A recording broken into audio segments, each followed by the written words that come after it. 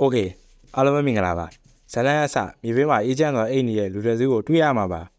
နောက်တစ်ခါမှတော့တဲ့အေးချမ်းချမ်းလမ်းလျှောက်နေတဲ့ဘာဘာကိုတွေ့ရမှာပါခြံတော်တဲ့ကလေးနှစ်ယောက်ရှိနေတဲ့ယောက်ကိုလည်းတွေ့ရမှာပါကလေးတွေနဲ့လမ်းလျှောက်လာရင်တပည့်တပင်းအောက်အခြေအနေကိုအကဲခတ်နေတော့နောက်ကအတန်အကြောင်းလှည့်လိုက်ရဝုံဝတကောင်ဖြစ်နေတာကိုတီးလာပြီးအောက်ကိုလှင်သွားပါတယ်ဘာဘာတယောက်ကလေးတွေကိုလိုက်ရှာရင်ဝုံဝအနာရောက်လာတော့တတုံးမှာကတ်နေလိုက်ရပါတယ်ဝုံကလေးတွေကိုတတိထားမိသွားတော့ဘာဘာတယောက်ဝုံကိုတူလာလာအောင်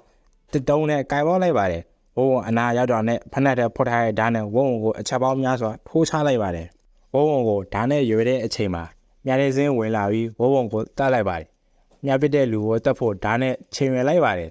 မြပစ်တဲ့လူကငါအန်နေပြူလာတာမဟုတ်ပါဘူးမြပစ်တဲ့လူကဒီဝုံကနောက်ဆုံးဝုံပဲလို့ပြောလိုက်ပါတယ်ကလေးတွေကိုကြည့်ပြီးကလေးတွေကလက်ဆောင်ပဲဟုပြောလိုက်ပါတယ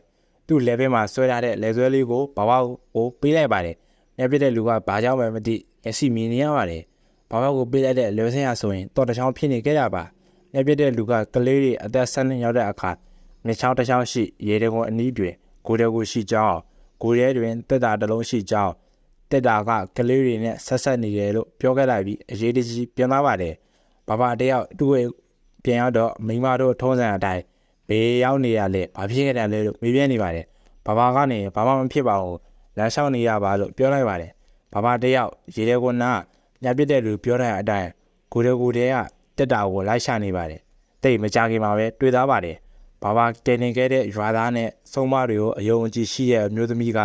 ရှဲတို့လို့ခေါ်တဲ့လူကိုလိုက်ရှာနေပါတယ်သူတို့လိုက်ရှာနေတဲ့ရှဲတို့ဟာသူတို့နားမှာရှိနေပြီးအဖြူအောင်အမျိုးသမီးဖြစ်နေပြီးတဲ့အချက်အလက်လူတွေကိုစောင့်ကြည့်ခိုင်းတဲ့လူဖြစ်နေပါတယ်ရှဲတို့ကအတန်ပေးလိုက်တော့မျိုးသမီးကသူ့နားမှာရှိတာကိုတီးလိုက်ပါတယ်အမျိုးသမီးကနေရွာထဲကတစုံတစ်ယောက်ကိုစောင့်ကြည့်ခိုင်းဖို့ရှဲတို့ကိုအကူအညီတောင်းနေပါတယ်အမျိုးသမီးကနေအဲ့ဒီလူကဆုံးမလို့ထင်တယ်ဒါပေမဲ့တက်သေးမရှိဘူးဆုံးမကစောင့်ကြည့်ပေးနိုင်မလားရှဲတို့ကနှစ်ချက်ခေါက်လိုက်ပြီးသဘောတူလိုက်ပါတယ်ဘာဘာတို့ဘက်မှာရလာတဲ့တက်တာကိုဖွင့်ကြည့်ပြီးတက်တာကိုဖွင့်ရလိုက်ပါတယ်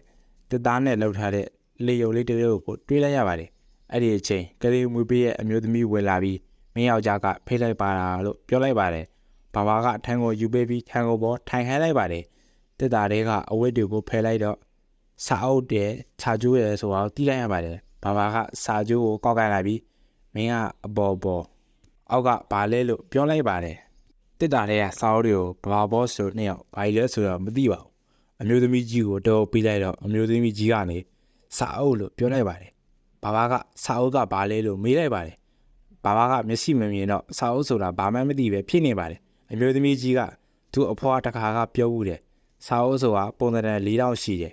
သူတို့ကတိတ်ဆိတ်တယ်စေကိုတွေကအတိုင်းစကားပြောနိုင်တယ်သူတို့ကိုမီးရှို့တဲ့အခါမီးတောက်ကအင်အားကြီးတယ်ရှဲတို့ကသူတို့ပြောနေတာကိုခုံနှောင်းထောင်နေတာတွေ့ရမှာပဲဖြစ်ပါတယ်အမျိုးသမီးကနေသူ့အဖွားရဲ့အဖွားစာအုပ်တွေအားလုံးကိုမီးရှို့လိုက်ပြီးဒါပေမဲ့စာအုပ်တွေကကျန်နေသေးတယ်လို့ပြောရလိုက်ပါတယ်အမျိုးသမီးကြီးကနေဒါကမိုရဲရဲ့လက်ဆောင်လို့ပြောလိုက်ပါတယ်ဘာဝအမျိုးသမီးကနေစာအုပ်တွေကိုတောင်ကုန်းပေါ်ကတစ်ပင်ကြီးအောက်မှာမြင်းမြုပ်လိုက်က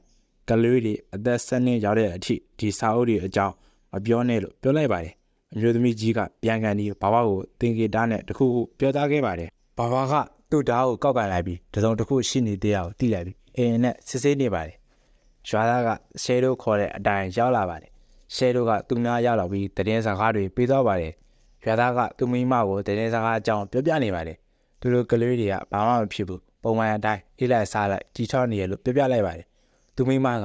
ရှဲတို့ကလိန်နေရထင်တယ်အေးမင်းပြောတာမှန်တယ်သူကငါမေးရဲ့မိကွန်းနိုင်ကိုပြန်ဖြေဘူးလို့ပြောလိုက်ပါတယ်ဒါပေမဲ့ဆုံးမရှိရဆိုတဲ့တည်င်းစကားကိုရေဘူးမှကြည်ချူလုံးလေးတွေမြေထဲကိုပြစ်ချလိုက်ပါတယ်ရှဲတို့ကသူ့အပေါ်ကဖြူအောင်အမုံနေရေနဲ့ဆေးချနေပါတွေ့ရမှာပဲတည်င်းစကားတွေထက်လုံနေတဲ့ရွာသားထံဘာဘာရောက်လာပါတယ်ရွာသားကစာကြိုးတွေကိုအမြင်သိမ်းလိုက်ရပါတယ်ရွာသားကဒီမှာနေရတာအဆင်ပြေလားလို့မေးလိုက်ပါတယ်ဘာဘာကသူများကိုထပ်ချလိုက်ပါတယ်အေးအဆင်တော့ပြေပါတယ်ဒါပေမဲ့ငါ့ဘာပြဿနာတစ်ခုရှိရဲ့အိတ်တာနဲ့ဒါပေမဲ့ငါအစိုးရင်စောတစ်ခုရှိတယ်ဒီလူတွေတဲကတယောက်ကငါအပေါ်တစ္ဆာဖောက်သားမှာပဲရွာသားကသူပြောတာကိုတီးနေတာရောက်နေမသိထိုင်မတာဖြစ်သွားခဲ့ရပါတယ်ဘာဘာကဆက်ပြီးတတိပေးတဲ့ဇာကားတွေကိုပြောတာပြီးတတိပေးရဲ့အနေနဲ့လက်ကိုလက်သေးနဲ့ချွတ်သွားခဲ့ပါတယ်တော့တဲ့တနေရာမှာတော့ဘာဘာတို့လိုက်ရှာနေတဲ့ခေါင်းဆောင်ကရွာတရားကလူတွေကိုဖမ်းပြီးမင်းတို့ကအိမ်နေမရှိတော့ဘူး အခုပြောရင်မင်းတို့အသက်တွေကိုဆောင်းရှုံးမှာမဟုတ်ဘူးဘာဘော့စ်လို့ခေါ်တဲ့သူမိမနဲ့ကလေးတွေအကြောင်းကြားသေးလားပေးလိုက်ပါတယ်အဖိုးကြီးကနေမကြားပါဘူးလို့ပြောတော့အဖိုးကြီးရဲ့နားကိုဓာတ်နဲ့ဖောက်ပြစ်လိုက်ပါတယ်ဘေးမာကြီးကသူ့ပုံကန်နေတဲ့လူနှစ်ယောက်ကိုအရက်စစ်ရှော့တာပြီးအဆုံးသက်ပေးနေအောင်တွေ့ရမှာပဲဖြစ်ပါတယ်